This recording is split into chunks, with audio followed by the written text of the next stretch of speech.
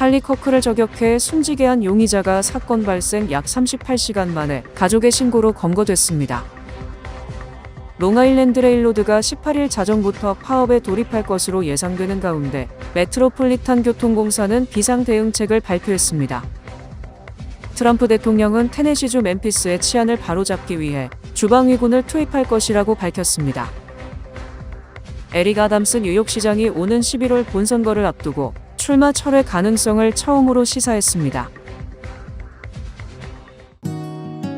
모두가 누릴 수 있는 권리, 바로 아름다움입니다. 키스는 누구나 더 쉽고 당당하게 자신의 아름다움을 즐길 수 있는 세상을 꿈꿉니다. 키스는 우리 모두의 미래가 더 아름답게 빛날 수 있도록 최선을 다할 것입니다. 당신의 아름다움의 모든 순간, 키스가 함께합니다.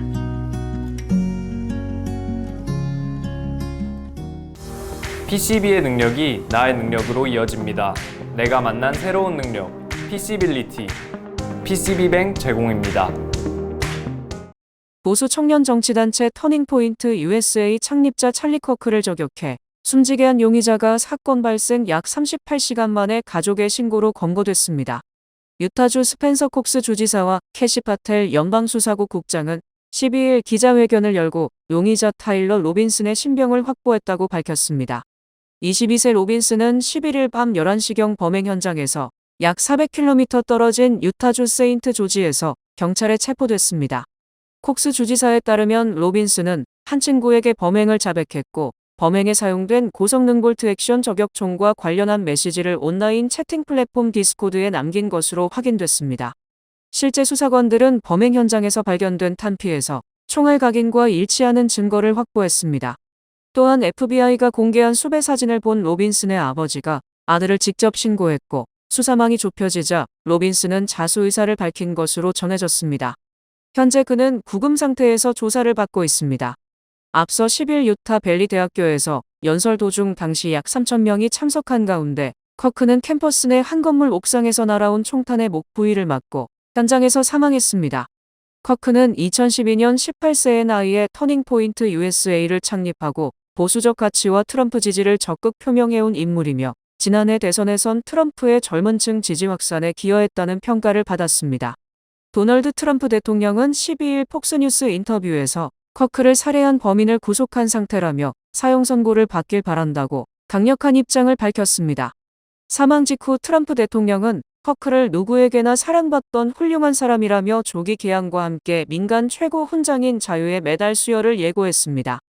연방 국무부는 커크의 죽음을 조롱하거나 정당화하는 뇌국인은 미국에서 환영받지 못할 것이라며 비자 제한 가능성까지 언급했습니다. 롱아일랜드 레일로드가 18일 자정부터 파업에 돌입할 것으로 예상되는 가운데 메트로폴리탄 교통공사는 비상대응책을 발표했습니다. 최소 15%의 임금 인상안을 요구하는 롱아일랜드 레일로드 노조와 협상이 결렬되자 MTA는 11일 비상대응책을 발표했습니다. 오는 18일 자정부터 롱아일랜드 레일로드 직원들이 파업에 돌입할 경우 MTA는 벨모어, 픽스빌, 론콘코마 등 3개 역에서 제한적 셔틀버스를 운영할 방침입니다. 출퇴근 시간에 맞춰 셔틀버스는 10분마다 운행될 계획입니다. 벨모어역에서 출발하는 버스는 하워드 비치 및 JFK 공항까지, 픽스빌과 론콘코마역에서 출발하는 버스는 7번 전철 매츠 윌레츠 포인트까지 운행됩니다. 메트로폴리탄 교통공사는 파업이 현실화되면 수십만 명의 통근객이 큰 불편을 겪을 것이라며 노조가 협상을 이어갈 것을 촉구했습니다. 롱아일랜드 레일로드 약 7,000명의 노조원 중 절반에 가까운 인력을 대표하는 엔지니어와 매표 직원 등 5개 노조 회원들이 이번 파업에 동참하고 있습니다. 5개 노조 회원들은 오는 15일 회의를 열고 파업 여부에 대한 정확한 정보를 대중에 발표할 계획이라고 밝혔습니다. 트럼프 대통령은 테네시주 멤피스의 치안을 바로잡기 위해 주방위군을 투입할 것이라고 밝혔습니다. 트럼프 대통령은 12일 오전 TV 인터뷰에서 워싱턴 DC 등에 이어 다음으로 테네시주 멤피스의 주방위군, 필요하다면 군대를 투입하는 등 필요한 모든 인력을 동원해 문제를 해결할 것이라고 말했습니다. 그러면서 민주당원인 시장과 주지사도 기뻐하고 있다며 워싱턴에서도 그랬듯 거기서도 치안을 바로잡을 것이라고 강조했습니다. 트럼프 대통령은 멤피스에 본부를 두고 있는 페덱스 임원이 범죄율에 대한 심각성을 알리자 이와 같은 결정을 내렸다고 설명했습니다. 연방수사국 자료에 따르면 멤피스의 최근 강력 범죄가 연간 15,000에서 16,000을 기록했습니다.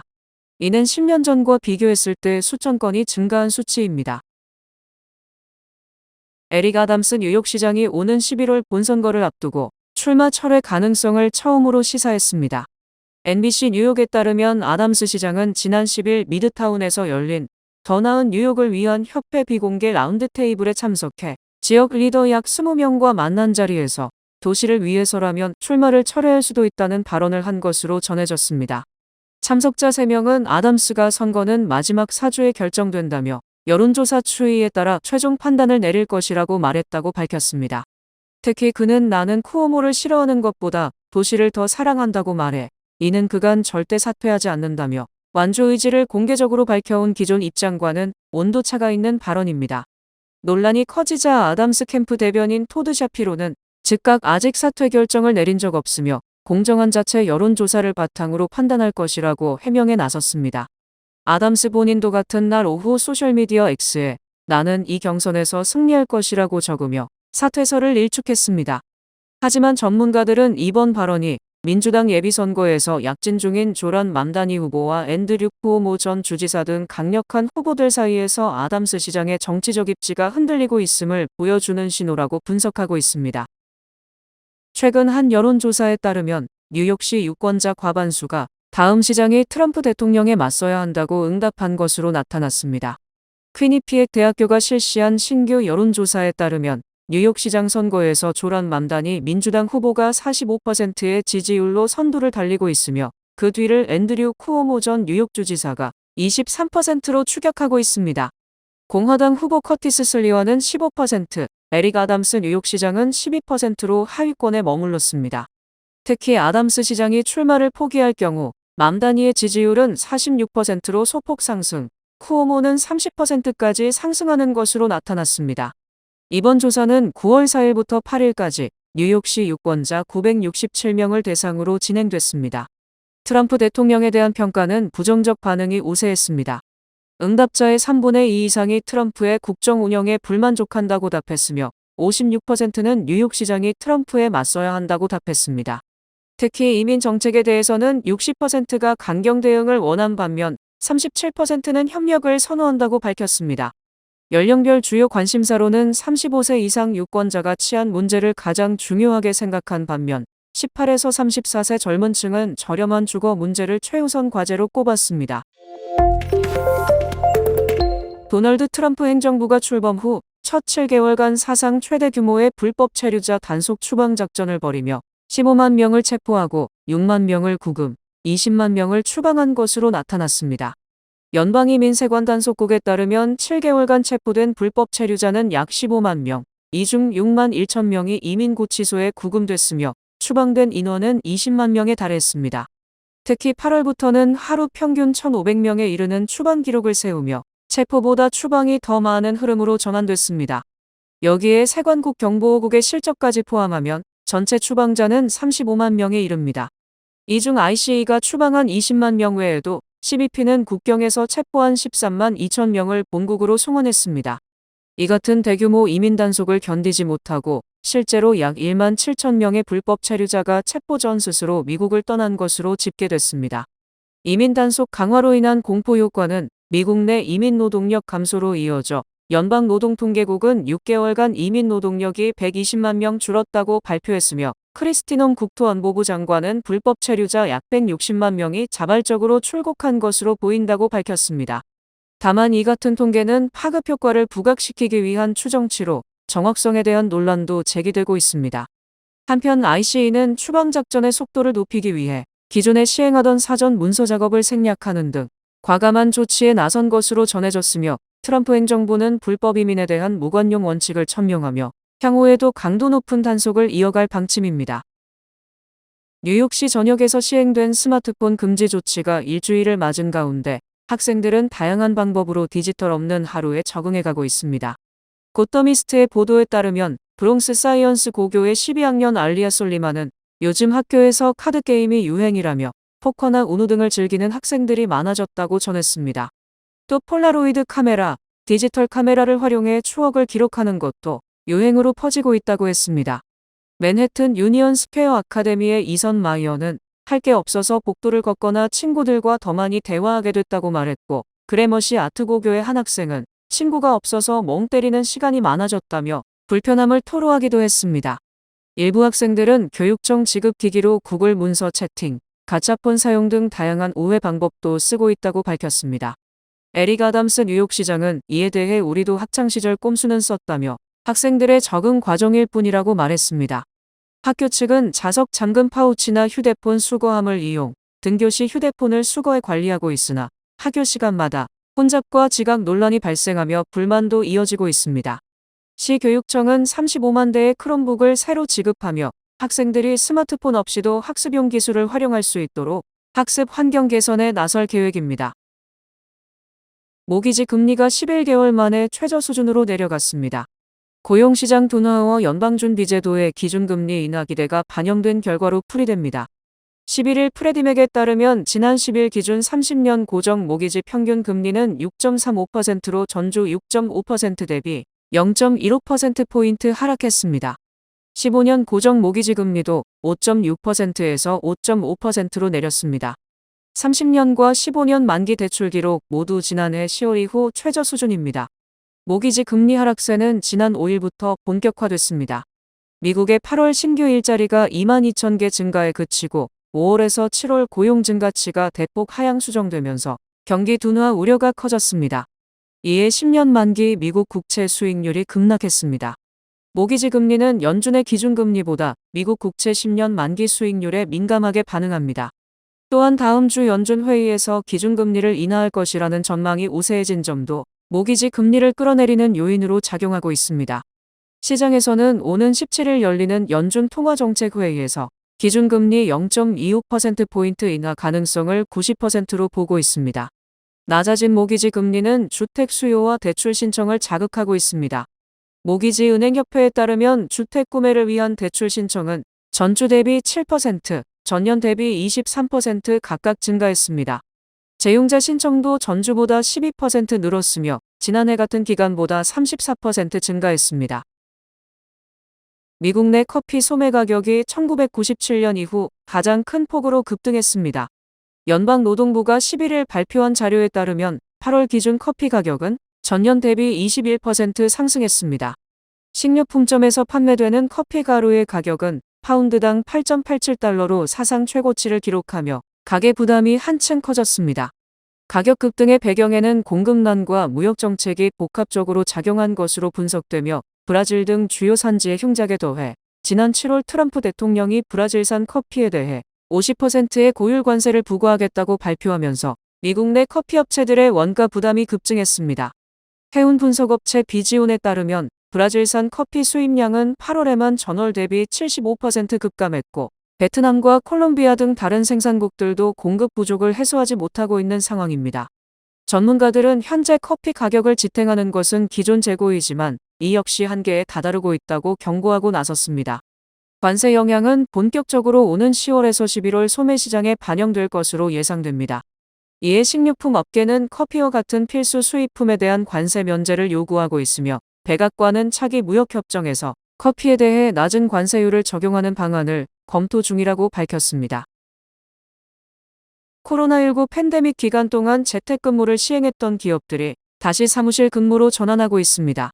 마이크로소프트는 지난 9일 워싱턴주 퓨젯사운드 본사에서 50마일 이내에 거주하는 직원들을 대상으로 내년 2월부터 주 3일 사무실 출근을 의무화한다고 공지했습니다. 에이미 콜먼 마이크로소프트 최고 인사 책임자는 사람들이 더 자주 대면하며 함께 일할 때 더 크게 성장한다는 데이터가 명확하다며 이 시대를 규정할 인공지능 제품을 만들어 나가기 위해서는 똑똑한 사람들이 나란히 협력하고 함께 어려운 문제를 해결하며 생겨나는 에너지와 추진력이 필요하다고 말했습니다. 마이크로소프트는 팬데믹 기간 동안 근무 시간의 50%를 재택근무로 자율 선택할 수 있도록 허용해왔습니다. 이처럼 최근 빅테크들이 잇따라 재택근무 축소에 나서고 있습니다. 팬데믹 기간 재택근무제를 운영했던 아마존은 2023년 5월부터 최소 주 3일 출근으로 전환했으며 올해부터는 주 5일 출근을 원칙으로 하고 있습니다. 구글 또한 최근 일부 재택근무자들에게 사무실 출근을 병행하도록 지시했고, 일부 팀에는 주 3회 이상 출근하지 않을 경우 해고될 수 있다고 통보했습니다. 불안정한 미국 고용시장 상황 속에서 근로자들은 어쩔 수 없이 사무실 출근을 받아들일 수밖에 없습니다. 워싱턴 포스트는 많은 구직자들이 수년간의 경력과 높은 학력을 갖추고도 일자리를 구하는 데 어려움을 겪고 있다며, 시장의 일자리 공고가 줄어든 상황에서 일부 직원들은 사무실 근무 의무를 따를 수밖에 없을 것이라고 전했습니다. 대학생을 위한 편리함으로 가득한 뱅크 심플리 체킹의 칼리지 뱅킹 혜택, 100불 캐시 보너스와 10불 스타벅스 기프트 카드까지 드리는 한정기한 혜택을 가까운 뱅크 오브 오프 지점에서 만나보세요. 이 프로그램은 뱅크 오브 오프 제공입니다. 주요 단신 전해드립니다. 가뭄이 장기화되며 지하수 및 하천 수위가 정상 이하에 계속 머물자 뉴욕주에 내려진 가뭄주의보가 50개 카운티로 확대됐습니다. 연방노동부가 8월 소비자 물가지수는 전년 동월 대비 2.9% 상승했다고 밝혔습니다. 지난주 각 주정부의 실업수당을 처음으로 신청한 실직자 수가 26만 3천 명으로 크게 늘었으며, 이는 3년 10개월 전 이후 최대 수치입니다. 연방마약단속국이 최근 롱아일랜드에서 강력한 해독제 연구가 필요한 대상으로 여겨지는 마약인 신종합성 오피오이드 이타젠 소지자를 적발했다며 지역 주민들에게 주의를 당부했습니다. 지난해 메트로폴리탄 교통공사가 버스 모임 승차로 총 5억 6,800만 달러, 톨회피로 5,100만 달러 등 10억 달러 손실을 입은 것으로 나타났습니다. 10일 뉴스위크가 공개한 2026년도 12개 임상 분야별 세계 최고 병원 순위에 따르면 암 분야 상위 10곳 가운데 미국이 4곳으로 가장 많았고, 한국이 3곳으로 그 뒤를 이었습니다. 뱅크 오브 아메리카에 따르면 수입업체들의 관세 납부 급증과 맞물려 소기업들이 고용을 전년 대비 6.7% 줄인 것으로 나타났습니다. 지난달 파라마운트 글로벌과 스카이댄스 미디어의 합병으로 탄생한 파라마운트 스카이댄스가 또 다른 미디어 대기업인 워너브러더스 디스커버리 인수를 추진 중입니다. 날씨 전해드립니다. 토요일인 내일은 대체로 흐리겠습니다. 낮 최고 기온은 78도, 최저 기온은 64도입니다. 해 뜨는 시간은 6시 34분, 해 지는 시간은 7시 9분입니다. 이상으로 주간 날씨와 세계 날씨 전해드립니다.